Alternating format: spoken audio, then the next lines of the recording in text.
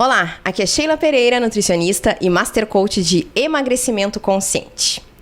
Vamos iniciar então uma série sobre o Janeiro Branco, o mês da saúde mental. E hoje eu trouxe uma convidada muito especial, que é a Daiane Costa, psicóloga, coaching infantil e teen, e a Daiane também tem especialização em transtornos alimentares. Daiane, seja muito bem-vinda. Obrigada, Sheila. Obrigada pelo convite. Imagina, eu que agradeço. Daiane, me fala um pouco sobre o que são os transtornos alimentares. É importante trazer esse tema, né? Então, justamente agora nessa época, verão, né? As pessoas, elas acabam tendo uma relação com a alimentação de uma certa forma doentia, tá? Sim. E quando a gente fala de transtornos alimentares é justamente isso, essa relação não benéfica, né, dos alimentos, né? E quando a gente traz transtornos alimentares, a gente entende, né, num senso comum, como só a bulimia e a anorexia. Sim. E transtornos alimentares não são só apenas essas, né? Eu tenho o transtorno de expurgação, eu tenho o transtorno de adição noturna, né?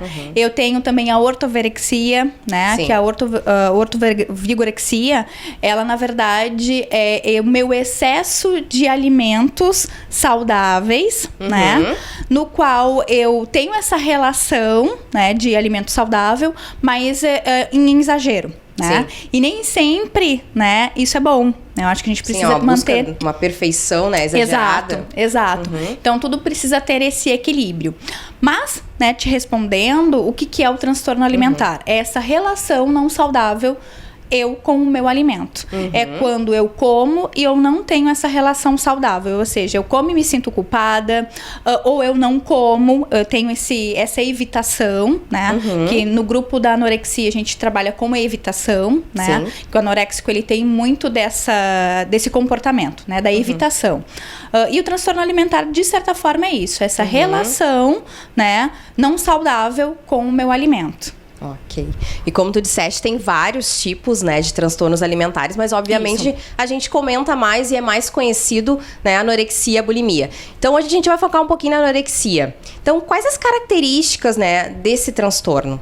É importante tu trazer a anorexia e a bulimia porque são as mais estudadas aqui no Brasil, tá?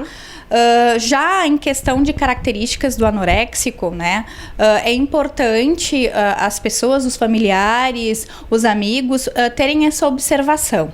Porque quando a gente fala em anorexia, a gente fala na não injeção do alimento, tá? Mas assim, o anoréxico, ele ingere o alimento, tá? Mas ele existe uma fuga, né?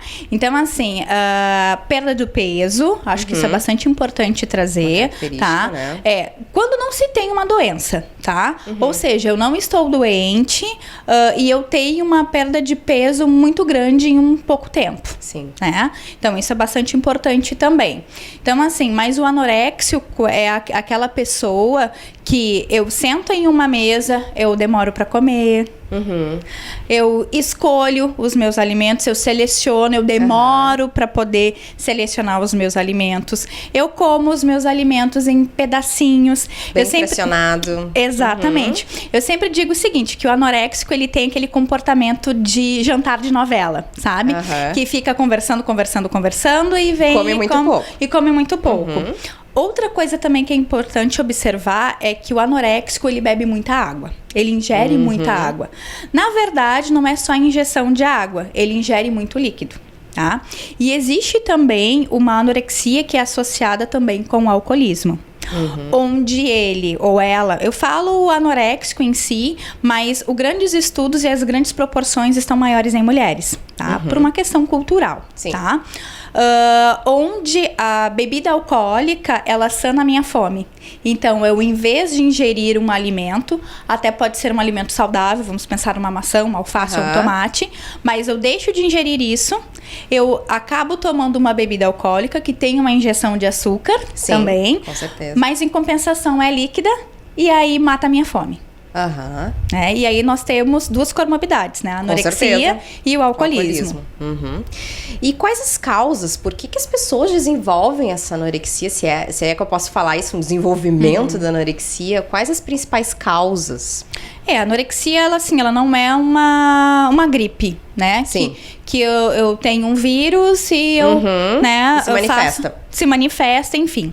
Não existe causas específicas, né? O que os pesquisadores, eles trazem? Que a gente precisa observar, porque o ser humano, ele é biopsicossocial. Sim. O que é isso, né? Ele é o meu biológico, ele é o meu psicológico, ele é o meu social. Então, as causas dentro disso, eles precisam estar relacionadas nessas três vertentes do ser humano, né? Pode ser biológico? Sim. Daiane, pode ser que, vamos supor, eu tenho uma tia, uma avó, a minha mãe que teve um transtorno alimentar. Eu posso ter um transtorno alimentar? Sim. Aí a gente está falando de uma questão genética. Tá? Sim, claro, não são todos os casos, né? Sim. Mas existe uma condição genética. Ok. Psicologicamente, se eu vivo em uma situação, em um ambiente onde todos da minha família também, né, estão associados a um relacionamento doentio com a comida, provavelmente sim. Né? Eu vou ter essa relação também. E, claro, o social é a nossa cultura, né? Que o belo é o magro, é o alto, né? É o loiro, o esguio, exato. Ok. Né? Daiane, outra coisa importante, assim, a gente ouve falar muito da questão dos grupos de risco, né? É muito comum, né? Eu vivenciei isso na prática. Na minha faculdade, inclusive, né, nutricionistas são grupos de risco para anorexia, né? E tive várias colegas que apresentaram esse tipo de transtorno e estavam ali para se encontrar, né, e tentar se tratar dentro de uma nova profissão. Mas a gente fala muito, assim, de bailarinos, modelos, né, como grupos de riscos, né, atletas. Isso é fato? Sim e não. Tá? Existe esse grupo de risco, vamos dizer assim, porque o meio, né, a qual eles estão inseridos do trabalho, então fazem com que eles precisem ter um biotipo, né? Que é o magro. Um padrão. Isso, um padrão, exato. Então eles acabam tendo essa associação vinculada ao trabalho, tá? Mas grupos de riscos, eles são vários, né? Todas aquelas pessoas que têm uma relação transtornada com a alimentação, ela pode ter um grupo de risco para uma tendência a ter um transtorno alimentar, tá? Por exemplo, claro, aí a gente tem a questão das modelos, né? Porque precisa ter um padrão das bailarinas, dos jogadores de futebol. Mas pessoas que fizeram cirurgia bariátrica, né? Inclusive agora está tendo uma pesquisa na Alemanha, pessoas que fizeram cirurgia bariátrica tem uma predisposição, isso é bastante importante dizer, de novo, uma predisposição, né, a ter algum transtorno alimentar, porque a cirurgia em si, ela mexe muito com o nosso sistema biológico. Sim, mas, metabolismo, organismo, né? Exato, né? E por isso que é importante as pessoas que fazem esse tipo de tratamento, né, esse tipo de cirurgia, ou melhor, importante buscar um profissional da área da psicologia, específico para transtornos alimentares, porque precisa também ser trabalhado a mente. Sim, né? Com certeza. Bom, e como é que é feito o diagnóstico da anorexia? O diagnóstico, ele é sempre multidisciplinar. Tá? Não é simplesmente pegar um questionário no Google ali, né? Você preenche, tem uma relação. Exato, exato. Preenche tantos pontos. Então tá. Então eu tenho um transtorno alimentar. Não, isso é preciso ter uma equipe multidisciplinar, com psicólogos, nutricionistas, né? Psiquiatras, justamente para poder fazer essa observação do paciente. E muitas das vezes o anoréxico, principalmente, que é um paciente de um risco maior do que os outros transtornos alimentares, porque eles são muito unidos. Eu digo isso, assim, porque são pessoas que têm grupos no WhatsApp, grupos no Facebook, né?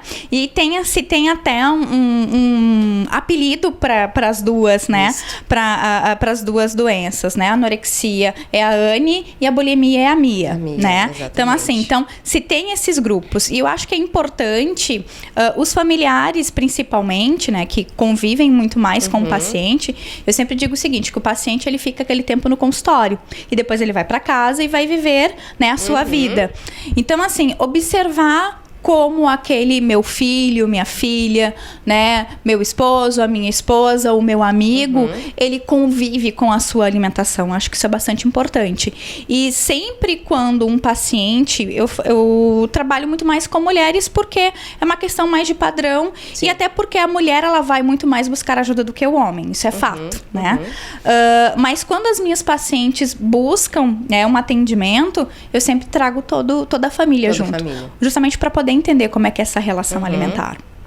E tu já deu uma palhinha aí, né? Mas esse tratamento envolve não só uma área, né, Daiane? Não, ela é multidisciplinar. Ela é multidisciplinar. Ela precisa ser multidisciplinar, porque muitas vezes o paciente ou a paciente, ela vai precisar tomar uma medicação para ganho de peso, ela vai precisar ter um acompanhamento nutricional justamente para um ganho de peso. Até então é bastante importante. Não aceita se alimentar, né? Sim, tá tão incluído ali naquele sistema de negação de comida que ele acaba não aceitando. Então tem que entrar com a suplementação para auxiliar no ganho de peso, né? Sim, sem dúvida.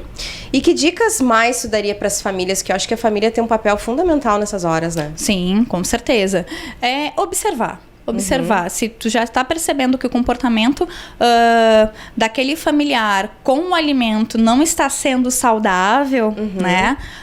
É importante encaminhar para um profissional que possa ajudá-lo nessa caminhada, né? Porque é difícil também, né? Para o anoréxico, enfim, ter essa relação saudável com a alimentação, né? Porque até então ele vê o alimento como algo ruim. Sim. Né?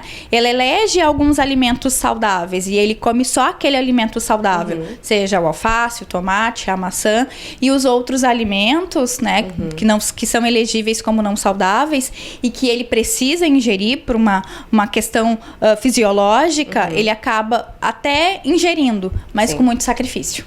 Ok.